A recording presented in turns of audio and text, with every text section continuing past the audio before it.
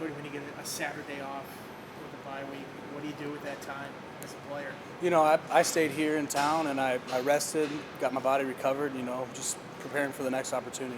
Do you watch any football that day, or you're like, I just don't even want to deal with any kind of football? I used to not watch like a lot of football on like bye weeks past years, but this week I did. I went and watched some football with some coaches, and it's a good time to just sit back and relax a little bit and get some rest. Were you watching like game film, or were you watching like just recreationally?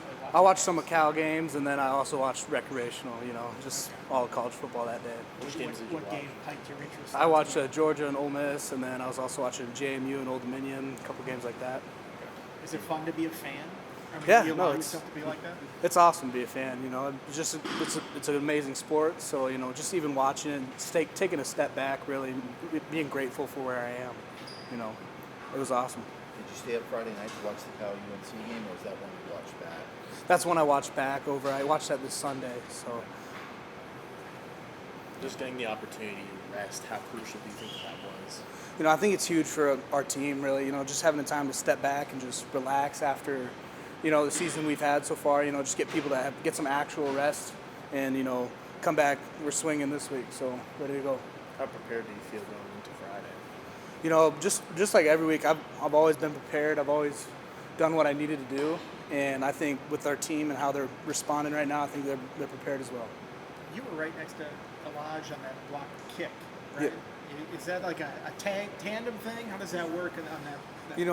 It comes down to, at the end of the day, like, just who's going to be gritty enough to get the push back and get their hand up at the right time, right moment. It's all about timing, and we just both did our jobs, and he got the hand up and he got it. So I was really happy for him. Yeah, how rewarding is that? I can imagine you could run that play 100 times and never get one, but then you actually get one in the game.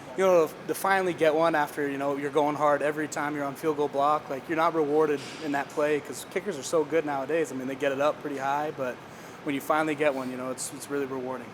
Is that one of those with the 50-plus yards that was going to come out a little bit lower than it typically does? Yeah, when they're out a little farther, that's when like you're getting even closer to having a shot, so you got to go even harder. What do you see out of this Cal offense? That quarterback, he's a good player, young player, but makes some mistakes here throwing the ball, but he can sling the ball, and then we got 21, number 7 as well, just elusive players. They're really good. What stands out about their line? They're big players. They're trying to put you in gaps, and the way our D-line works, I think we just got to play our type of ball, and we'll be able to handle them up front.